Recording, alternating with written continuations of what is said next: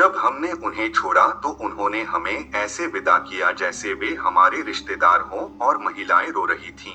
Ibn Battuta ने भी brotherhood की एक असाधारण सामाजिक परंपरा का अनुभव किया। वह वर्णन करते हैं, हर जिले, कस्बे और गांव में ऐसे संगठन हैं जिन्हें जाना जाता है अखिया या यंग ब्रदरहुड के रूप में। दुनिया में कहीं भी आपको ऐसे लोग नहीं मिलेंगे जो अजनबियों का स्वागत करने और दूसरों की इच्छाओं को पूरा करने के लिए इतने उत्सुक हों। यहाँ तक कि वे यात्रियों का मनोरंजन करने के लिए एक दूसरे से प्रतिस्पर्धा भी करते हैं। सिनोप से उन्होंने क्रीमिया प्रायद्वीप के लिए समुद्री मार्ग अपनाया और गोल्डन होर्डे क्षेत्र में पहुंचे। वह आजोव के बंदरगाह शहर गए, जहां उन्होंने खान के अमीर से मुलाकात की, फिर मजार के बड़े और समृद्ध शहर में गए। उन्होंने उज़्बेक खान के यात्रा दरबार से मिलने के लिए मजार छोड़ दिया, जो उस समय बेशतौ पर्वत के पास था। वहां से उन्होंने बोलघर की यात्रा की, जो उनके पहुंचने का सबसे उत्तरी बिंदु बन गया, और गर्मियों में इसकी रातें असामान्य रूप से छोटी थीं।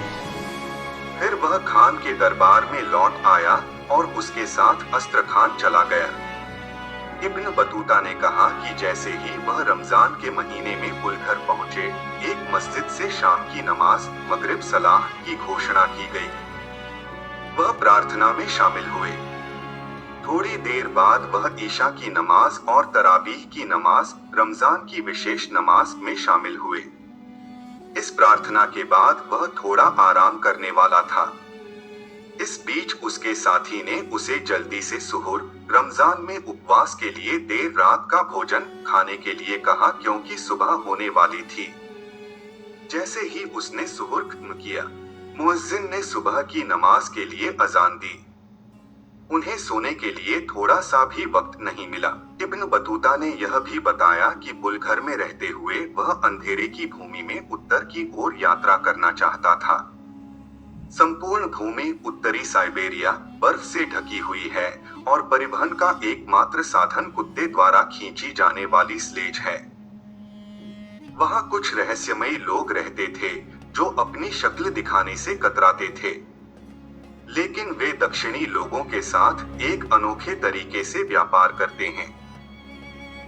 दक्षिणी व्यापारी विभिन्न सामान लाते थे और उन्हें रात में बर्फ पर एक खुले क्षेत्र में रख देते थे और अपने तंबू में लौट आते थे। अगली सुबह वे फिर से उस स्थान पर आए और पाया कि उनका माल रहस्यमय लोगों ने ले लिया था और बदले में उन्होंने फर वाले जानवरों की विभिन्न खालें रख दी, जिनका उपयोग मूल्यवान कोट, जैकेट और अन्य शीतकालीन परिधान बनाने के लिए किया जाता है।